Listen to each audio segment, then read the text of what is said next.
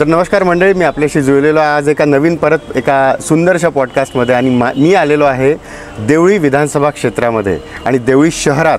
या शहरामध्ये एक सिंघम पर्सनॅलिटी ज्यांना या नावानेच ओळखलं जातं, या विधानसभा इलेक्शनमध्ये त्यांनी नामांकनचा अर्ज भारतीय जनता पक्षाच्या वतीने सादर केलेला आहे. या नामांकन पक्षाचे अधिकृत देवळी विधानसभेचे उमेदवार म्हणून मी स्वागत करतो आहे आपल्या छोट्याशा पॉडकास्ट आपल्यातली गोष्टमध्ये श्री राजेशजी बकाने सर. बकाने सर नमस्कार. आपल्याशी चर्चा करून खूप आनंद आणि एक्साइटमेंट होत आहे, बिकॉज मी 10 वर्ष मला गेलेले आहे या कार्यकालात. तर यावेळी एक सर्वसाधारण भारतीय जनता पक्षाचा कार्यकर्ता म्हणून तुमच्यासोबत भरपूरदा माझे कम्युनिकेशन झालेले आहे. तर जेव्हा मला आता 10 वर्ष आधीचा इतिहास मला तितका माहिती नाही देवळीचा, परंतु एक भारतीय जनता पक्षाचा कणखर कार्यकर्ता, छोटासा कार्यकर्ता जेव्हा आपल्या घरून एक छोटासा उद्योग सुरू करून उद्योगाला सांभाळून आपल्या परिवाराला सांभाळून भारतीय जनता पक्षासारख्या मोठ्या पक्षामध्ये एक मोठी कामगिरी बजावण्यासाठी सढळ हाताने जनतेच्या सेवेसाठी समोर येतो. काय काय चॅलेंजेस त्या उमेदवाराला, त्या कार्यकर्त्याला राहतात की सगळं पक्षाचं सांभाळून, समाजाचा गाडा सांभाळून आणि परिवाराचा गाडा सांभाळून ही सेवेला आपण पुढे चाललेले आहेत. काय काय चॅलेंजेस आहेत आपल्याला सध्या? असं आहे की मी मागील 20 वर्षापासून पक्षाची सेवा करतो आहे आणि प्रचंड जनसमुदाय माझ्यासोबत आहे. अनेक लोकांचे कामं मी केलेले आहे आणि कामं केल्यानंतर कोणाला नोकरी लावायची, कोणाचं दवाखान्याचं काम करायचं आणि त्याच्यानंतर त्याच्या चेहऱ्यावर जो आनंद पाहायला मिळतो तो लाखो करोडो रुपये खर्च करून किंवा काश्मीरसारख्या किंवा लेह लद्दाखसारख्या ठिकाणी जाऊनही तो आनंद मिळत नाही. तो माझी एक हॉबी आहे. मी एक ते हॉबी म्हणून घेतलेलं आहे, अर्थात की लोकांचे कामं करायचे. आणि एखाद्याला नोकरी लावल्यानंतर तो जेव्हा येतो लग्न विघ्न करून आणि आशीर्वाद घ्यायला येतो तेव्हा त्याच्या चेहऱ्यावरचा आनंद हा अप्रतिम असतो, त्याला म्हणजे वर्णन नाही करता येणार. आणि इतक्या वर्षापासून मी काम करतो आहे, त्याच्यामुळे मला असं वाटतं की याच्यासारखा दुसरा आनंद नाही आहे. वा, स्वतःच्या स्ट्रगलला, स्वतःच्या मेहनतीला तुम्ही स्वतःचा छंद बनवून टाकलेला आहे. आणि या छंदाच्याच माध्यमातून आपण जर पाहतो आहे की भारतीय जनता पक्षाच्या कामामध्ये जेव्हा एक उमेदवार स्वतःला लोकसेवेमध्ये समर्पित करतो तेव्हा तुमचा एक स्वतः मी इतिहास पाहिलेला आहे. तुम्ही भारतीय जनता पक्षाचे जिल्हाध्यक्ष म्हणून सुद्धा एक कामगिरी बजावलेली आहे. तो काळ मला अजूनही आठवतो की एक कणखर आणि एक असा पटकन स्मार्ट डिसिजन घेणारा जिल्हाध्यक्ष भारतीय जनता पक्षाने त्या काळात पाहिलेला आहे. भरपूरशे मोठ्या उलाढाली त्या काळात झालेल्या आहे, निर्णयांच्या असो, सत्तेच्या असो. या सगळ्या कारणीच्या वेळी तुम्ही त्यावेळी जिल्हाध्यक्ष म्हणून पद बजावलेलं आहे आणि आता तुम्ही प्रदेश पदाधिकारी म्हणून सुद्धा हे काम बजावत आहे. पक्षाचं जिल्हाध्यक्षपद राबवत असताना एक कार्यकर्त्याच्या गरजा असतात, कार्यकर्त्याच्या छोट्या मोठ्या मागण्या असतात, कार्यकर्त्याचे छोटे मोठे स्वप्न असतात. हे सगळे छोटे मोठे स्वप्न पूर्ण करत असताना त्या मतदारसंघात, ज्या मतदारसंघाला की एक पारंपरिक म्हणता येईल, पारंपरिक वारसा एक मिळून गेलेला आहे की बा आजीचा नातू आता इथे आमदारकी बजावतो आहे 15 वर्षांपासनं, तर काय तुम्हाला एक विरोधक म्हणून कंटिन्यू एक छोटासा कार्यकर्ता असतानापासून तर आजपर्यंत तुम्ही एक विरोधक म्हणून सक्षम पद्धतीने समोर आलेले आहेत. काय तुमची धारणा राहिलेली आहे याच्यामागे? काय विचार करून आपण ह्या सगळ्या? असं आहे, मी जिल्हाध्यक्ष झालो संघटनेचा त्यावेळेस कार्यकर्त्यांचं माझ्यावर ऑलरेडी प्रेम होतं आणि जिल्हाध्यक्ष झाल्यानंतर कार्यकर्त्यांमध्ये उत्साह जो होता त्याच्यामुळे त्या उत्साहामुळे संघटना वाढली.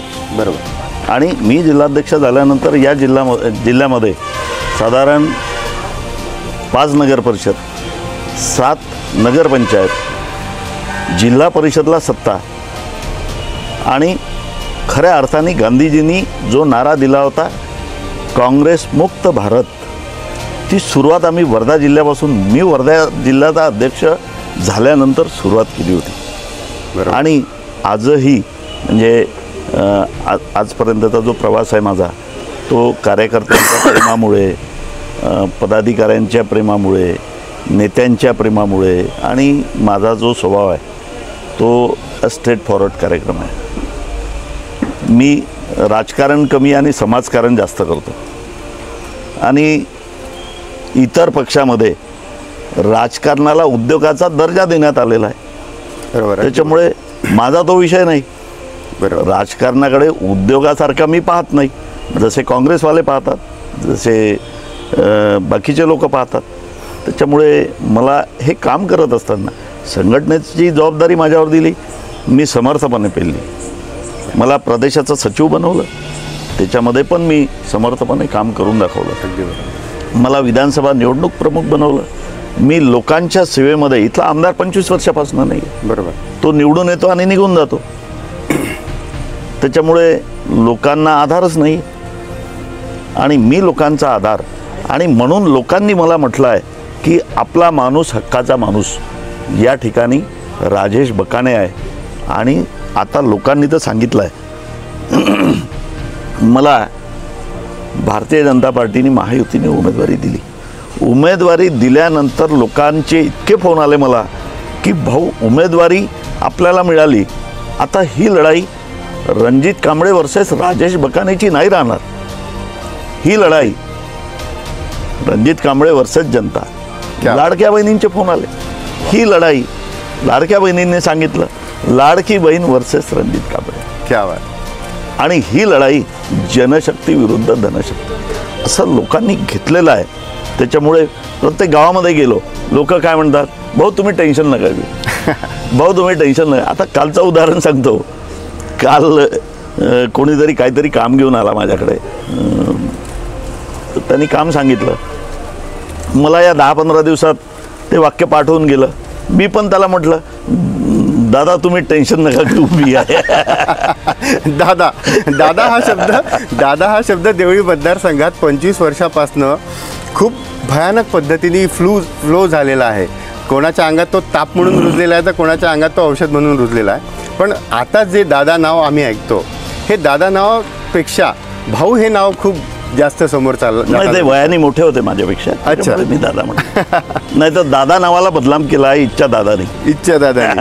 खरंच आहे. लोकांमध्ये एक चर्चा आम्ही ऐकतो आहे, जेव्हा मतदारसंघाचा आम्ही दौरा केला आणि फिरलो, की बा लोकांना आता परिवर्तनाची गरज आहे. कारण 25 वर्ष एक सूत्री एक हाती सत्ता असल्यानंतरही जर विकास होत नाही आहे किंवा विकास दिसत नाही आहे, तर त्याच्या मागे कारण काहीतरी वेगळे आहे.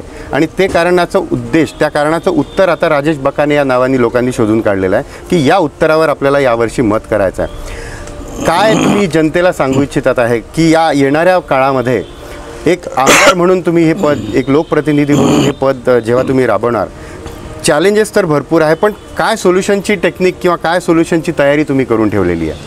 असं आहे की या ठिकाणच्या विधानसभेतल्या लोकांनी जे ठरवलेलं आहे ते 100% होणार आहे. क्या बात. परिवर्तनाची लाट आहे. बरोबर. आणि माझे विरोधक जे रणजितदादा कांबळे आहेत, त्यांना असं वाटत असेल की 25 वर्षापासून आपण आमदार आहे या ठिकाणी आणि आता इलेक्शन आलं की लोक मला मतदान करतील. पण यांनी काय केलं 25 वर्षामध्ये, ये पब्लिक है, सब जानती है. एक्झॅक्टली. आणि या 25 वर्षाच्या कार्यकाळामध्ये त्यांनी किती जनता दरबार घेतले या विधानसभेमध्ये. माझं चॅलेंज आहे, एक जनता दरबार घेऊन लोकांच्या समस्या सोडवल्या नाही. या 5 वर्षाच्या कार्यकाळामध्ये विधानसभेमध्ये किती प्रश्न विचारले होते मी? 5 वर्षाच्या कार्यकाळामध्ये 7 प्रश्न विचारले. 7 प्रश्न. त्या 7 प्रश्नाला एक प्रश्न मला, मी काल बोलत असताना माहिती झाला, तर कोणी पुलगाव नाचनगावचा कोणी तांदूळ व्यापारी आहे, तर त्यांनी तांदूळ का घेतले, त्यांनी तांदूळ का विकले. अरे हा काही विधान भवनामध्ये विचारायचे प्रश्न आहे? आज तुम्ही विचारा ना, तिथे तुम्ही प्रश्न टाका.